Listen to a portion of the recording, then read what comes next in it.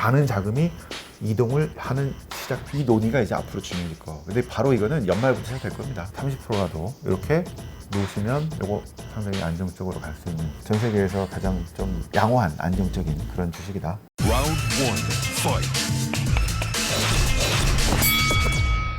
안녕하세요. 박종훈의 경제한방입니다. 이 최근 들어서 가장 큰 이슈였던 테이퍼링이 끝난 다음에 과연 이제 앞으로 남은 이슈들이 무엇이고 거기에 따라서 증시가 어떻게 움직일지 많은 분들이 관심이 클 텐데요. NH투자증권 FICC 리서치 센터장이자 NHWM 마스터즈 위원인 이 신환종 센터장님을 모시고 말씀을 나눠보겠습니다. 안녕하세요. 네, 안녕하세요. 오래간만에 뵙습니다. 네, 오랜만입니다.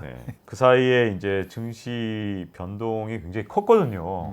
많은 분들이 이제 테이퍼링 이후에 그러면 이제 남은 핵심 이슈가 도대체 뭐냐, 여기에 관심이 많으신데요. 네. 뭘 주목해야 될까요? 일단 제일 중요한 거는 테이퍼링 다음에, 테이퍼링은 이제 뭐 6개월 또 7, 8개월에 거쳐서 돈을 줄이기로 했고, 그 다음에는 금리를 언제 올릴 것이냐, 미국이. 네.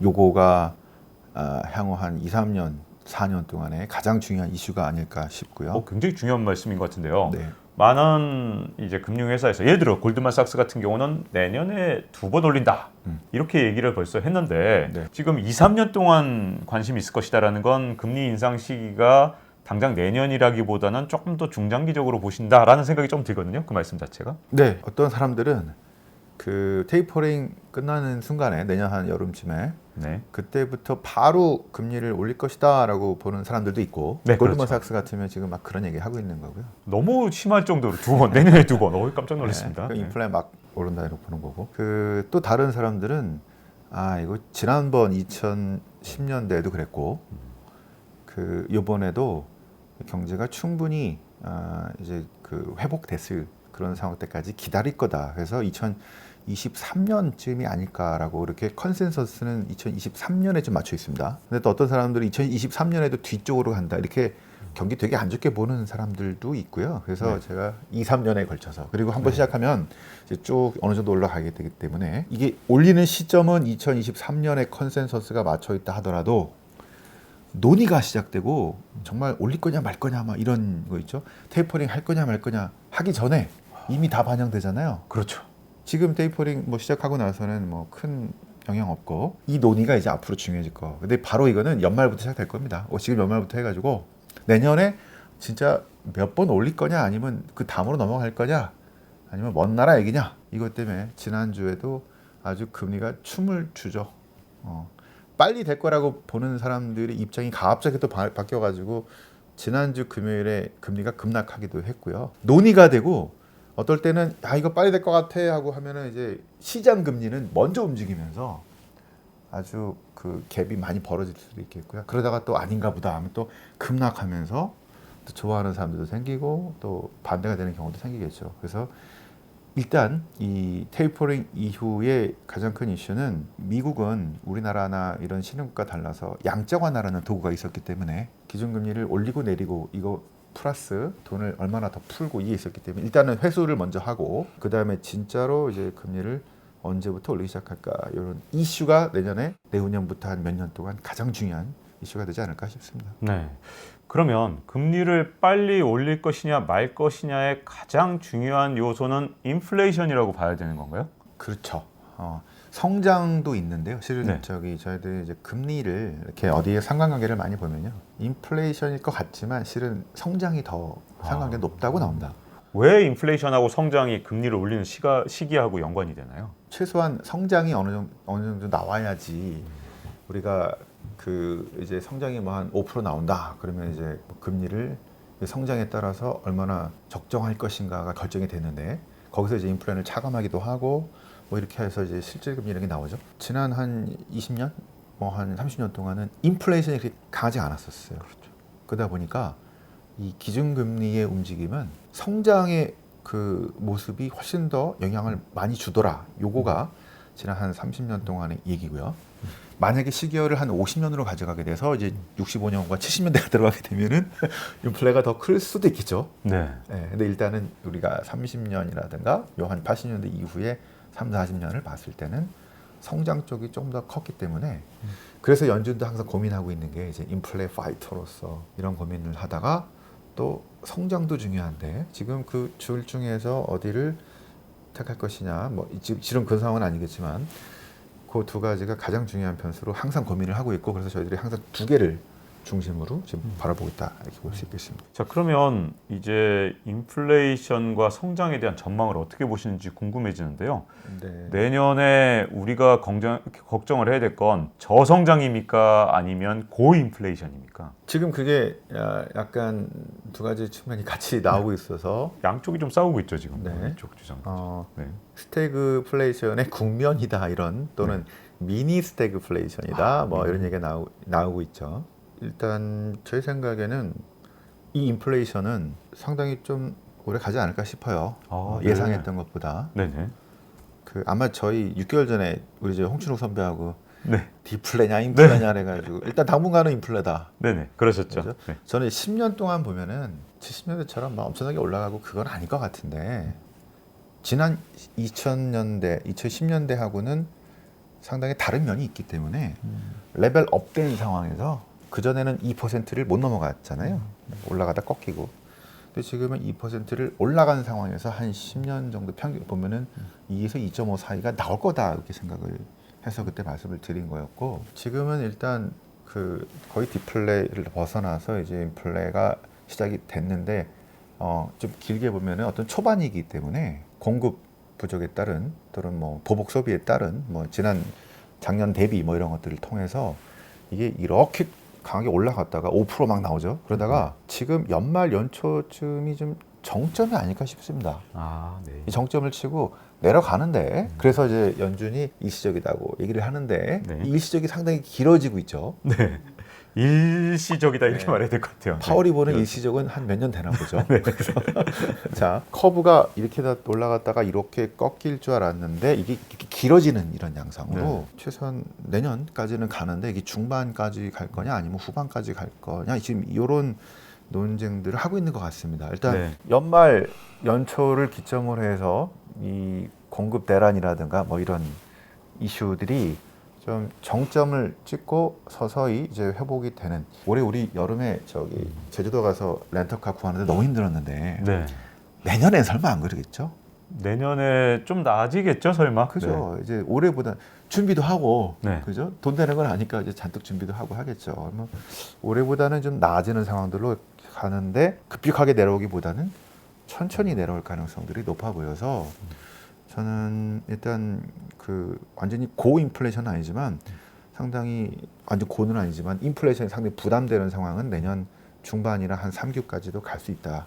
이게 지금 내년에 제일 중요한 이슈일 것 같고 이제 성장이 지금 좀 둔화되는 모습을 먼저 보였는데 이거는 어떻게 될 거냐를 저희들 계속 고민하고 있는데 지금은 이 성장이 그러니까 작년에는 거의 뭐 디플레 상태였으니까 엄청나게 마이너스를 보이다가 지금 2021년은 급반등을 했는데 이 급반등의 후반에 지금 한 3Q, 4Q부터 인플레이션이든 아니면 공급 대란이든 이런 병목 현상들 때문에 경기가 상당히 주춤한 모습을 보였는데요. 이 정점이 좀 뒤로 미뤄지는 이런 그 지연되는 현상이 아닐까 싶습니다. 병목 현상들 때문에 올해 그 한 3Q, 4Q에 집중이 됐던 이런 이슈들 때문에 딜레이가 되면서 이렇게 약간 늘어지는. 그래서 내년의 성장은 뭐 올해보다는 낮겠지만 평균적인 이 성장률보다는 상당히 높은 수준이 될 것 같고 그래서 내년에는 나쁘지 않은 성장과 그다음에 부담되는 인플레이션이 이슈가 될 것 같다고 보고 있고요. 네. 그 다음 해 이제 2023년이겠죠. 그때부터는 정상으로 돌아가는 이런 모습인데 그때 과연 강한 성장이 나올 수 있느냐. 우리가 코로나 전에 봤던 것도 이 성장의 그 둔화되는 모습들을 계속 고민을 어떤 것으로 이제 성장을 이끌 거냐 고민을 했었는데 2023년부터는 그래서 다시 어떤 식으로 성장을 해야 되느냐 이런 고민들을 많이 해야 될 것 같고 여기에는 이제 뒤에 말씀드릴 글로벌 그 이제 밸류 체인의 변화 또는 미국과 중국이 싸우게 되면서 이런 지정학적 변화에 따른 여러 가지 뭐 인프라 투자도 그렇고 이런 것들이 나오게 되면서 과연 잘 끌고 갈 수 있을까라는 문제가 2023년에 나오겠죠. 일단 저희는 이제 내년까지 전망을 좀 해보니까 나쁘지 않은 성장과 부담되는 인플레이션이 내년에도 계속될 것 같다 이렇게 볼 수 있습니다. 그러면 주가 그리고 다른 자산 시장에는 어떤 영향을 미칠까요? 그런 전망이라면. 저는 일단 우리 자산시장에서 그 한 축을 담당했던 채권이 네. 올해 완전히 작살났거든요. 네. 금리가 아주 그렇죠. 급등하고 우리나라 그랬죠. 근데 우리나라 다른 특히 나라들도 그랬죠. 네. 많이 그랬어요. 금리가 네. 급등했기 때문에. 네. 이럴 때는 채권 투자를 하시면 채권도 마이너스가 나는 그렇죠. 수익이 채권 나오는 투자 경우가 이런 있습니다. 조심해야죠. 지금 같은 때는. 작년 여름부터 그랬죠. 한 네. 1년 넘게 그랬습니다. 그렇죠. 그런데 바로 그 직전까지 코로나 터지기 직전인 2020년 한 2월, 3월까지가 그 10년 동안 엄청나게 좋은 채권 시장의 장세가 있었어요. 그렇죠. 10년 내내 채권 가격이 올라갔고 다시 말하면 금리가 계속 내려갔으니까요. 그죠? 그러면 네. 코로나 직전까지 쭉 채권 하시다가 네. 그 돈 가지고 코로나 때 3월에 그 돈 번 걸 가지고 주식으로 삼성전자를 샀거나 이랬던 분들은 주식만 하신 분에 비해서 거의 더블 이상 버셨죠. 네. 그렇죠. 이게 한 복귀해 보면은 한 10년을 보면은 평상시에 채권 투자로 한 중위험 중수익으로 4%, 5% 또는 3% 이런 거를 이렇게 벌다가 위기가 생겼을 때 주식으로 전환. 왜냐하면 네. 채권 가격은 위기가 생기면 오르니까. 저희들이 이제 돈 많이 버신 분들도 이렇게 이제 만나 뵈는데요. 보면 투자 잘하시는 분들 보면은 주식만 하시는 분들은 거의 없어요. 네. 여러 자산을 하시는데 보통 때는 큰 욕심 버리고 주식을 하더라도 거의 배당 받는 거 이런 거 하시거나 네. 아니면 채권 이런 거를 주로 해서 예금보다 조금 더 한 뭐 3, 4%더 나오는 이런 걸로 쭉 가다가 위기가 생겼거나 엄청난 경기 침체가 생겼거나 급락하는 뭐 어떤 이슈가 생겼거나 이랬을 때 주식을 사서 남들이 다 도망갈 때 안 좋을 때 사서 남들이 다 할 때는 또 빠져나와서 다시 채권하시고 이런 분들이 돈을 많이 버시더라고요. 네. 저희들도 그래서 그런 투자를 실은 권합니다. 왜냐하면 전 국민이 지금 너무 주식에 완전히 할인돼 가지고 전 국민이 펀드 매니저가 돼버린 이거는 그렇죠. 아니잖아요. 그렇죠? 매일 그 볼 수도 없고 기업을 찾아볼 수도 없기 때문에 저희들이 이제 사이클에 맞는 투자를 말씀드리는데 그동안은 작년 중반부터 현재까지는 채권 금리가 너무 낮거나 아니면 오르는 상황이기 때문에 이제 하면 안 되는 상황이었고요. 내년부터는 다시 채권의 시대가 네. 돌아온다.